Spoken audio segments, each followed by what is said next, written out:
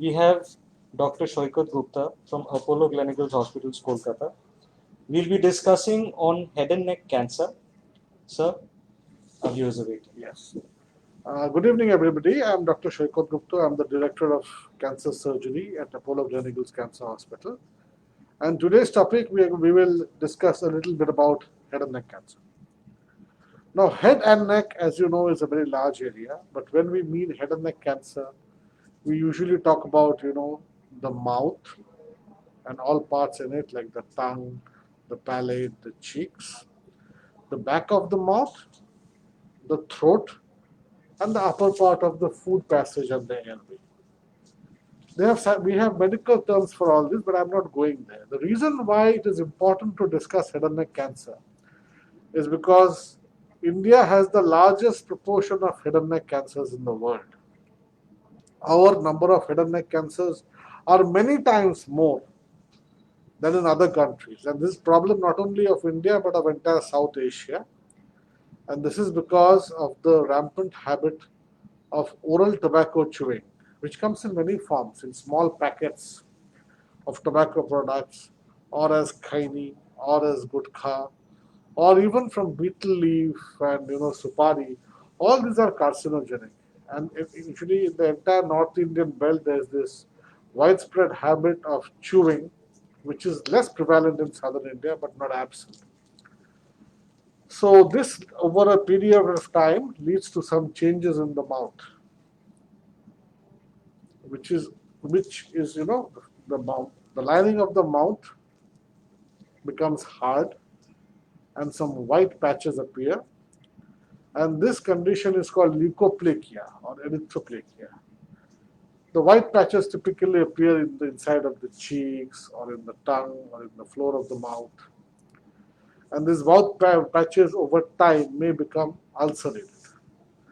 Another problem which is bound to happen to people who chew tobacco for a long time is that the mouth becomes very tight and they are unable to open the mouth because the entire inner lining becomes hard.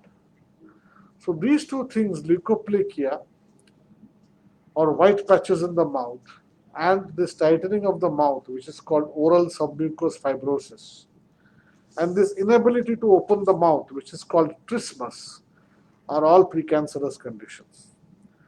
And unfortunately, this submucous fibrosis and this trismus, which means the inability to open the mouth after long usage, is not reversible. And in a proportion of people over a period of time, this leads to cancer. This is oral cancer.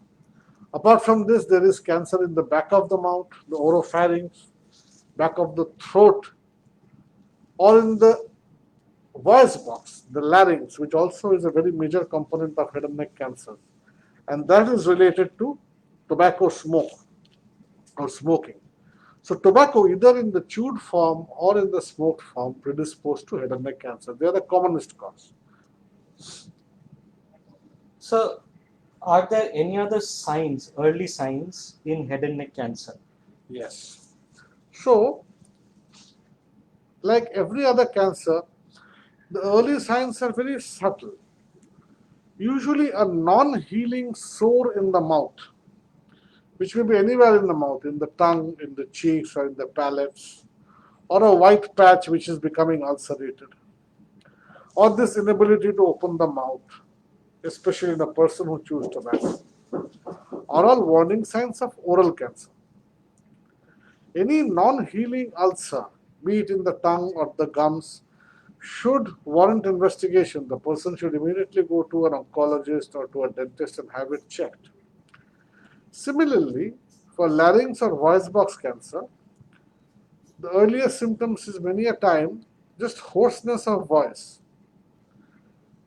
And for the upper part of the food pipe, it is inability to swallow, difficulty in swallowing or pain during swallowing. So basically any non-healing ulcer in the mouth, a white patch in the mouth, inability to open the mouth, any bleeding from the gums or the jaws, any bleeding from the nose, any long-standing hoarseness of voice which is not getting well, or difficulty in swallowing, or inability to swallow, or a sensation that something is stuck in the throat, a foreign body sensation. These are the early symptoms of head and neck cancer. Also, there may be none of these symptoms, but there may be a lump in the neck which is visible, a painless lump in the neck, because cancer spread to lymph nodes. And sometimes the actual primary cancer may be small and may not be giving any symptoms, but the cancer cells may have gone to the lymph node and the lymph node has become enlarged. So the symptom may also be there's nothing, but just a lump in the neck. So these are the symptoms of oral cancer. What other than tobacco can cause head and neck cancer? Well, tobacco is the primary cause. Apart from that, some viral infection, which is also very common, especially in the West, less so in India, called human papilloma virus. So HPV in short is also a source of oral cancer. Apart from that, the lesser known or less common carcinogens include various stuff in the food and drinks and in the atmosphere and some chemicals which we inhale, but they are actually a minority. It's mostly tobacco, and in the West, a proportion of oral cancers are also caused by papillomavirus. What should one do if somebody has head and neck cancer? See, basically, you won't know that the patient has head and neck cancer. What the person will experience is one of these symptoms that I just enumerated. Now, the thing is that if anybody has a chronic nagging problem in the head and neck, be it a non-healing ulcer in the mouth, or a hoarseness of voice, or any of the others, if it persists beyond 2 weeks, then the person should get suspicious and should not neglect it and should go to a specialist, be it an oncologist or a maxillofacial surgeon or a dentist or an ENT surgeon, and go and show it and insist on a biopsy. Because unless a biopsy, if the doctor says that you need a biopsy, I think your lesion is suspicious. Sometimes people go back home and tend to avoid it and postpone it. But that should not be the case. If the specialist who has seen the person recommends a biopsy, then definitely it should be done. What can be the treatment for head and neck cancer? The various, like cancers in any other part of the body, the main weapons in the armamentarium of the oncologist are basically 3 things. That is surgery, which removes the cancer locally, radiation, which is X-rays given over a number of days to eliminate cancer cells in the neighborhood, and systemic therapy, which means whole body therapy, which may be chemotherapy or other biological or targeted agents. The newer drugs are coming in every day to take care of cancer not only locally, but any cells which may be circulating in the blood or in other parts of the body. So when a head and neck cancer, be it oral or laryngeal or pharyngeal, which is the food pipe, is diagnosed with a biopsy, some scans will be done to establish the stage of the disease. The scans will be of the head and neck area and also of the chest, because sometimes the advanced cases of head and neck cancer tends to spread to the chest. So the scans help to determine the stage of the disease. The stage may be either 1, 2, 3, or 4. 1 and 2 are early stage cancers. 3 is when the cancer is locally advanced, which means it has become big locally and invaded adjoining organs or structures, but not gone to other places of the body. Or it may be stage 4 when it has already gone to other places of the body. Now the treatment depends on the stage. Usually for stage 1 and 2 cancers of the head and neck, the common sites being oral, oropharyngeal, voice box, larynx, or even thyroid gland. Thyroid gland is a very common source of cancer.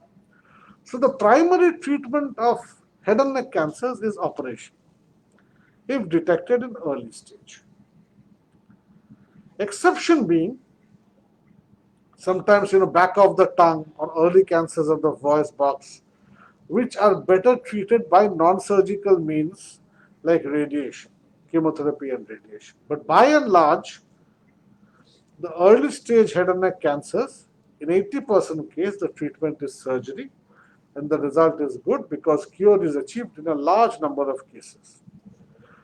When the cancer patient comes in stage 3, as is so often the case in India when people come from districts and in the backwaters, and the cancer has been neglected and has had time to progress, in those cases, sometimes it is too big an operation to remove the cancer in its totality when they come.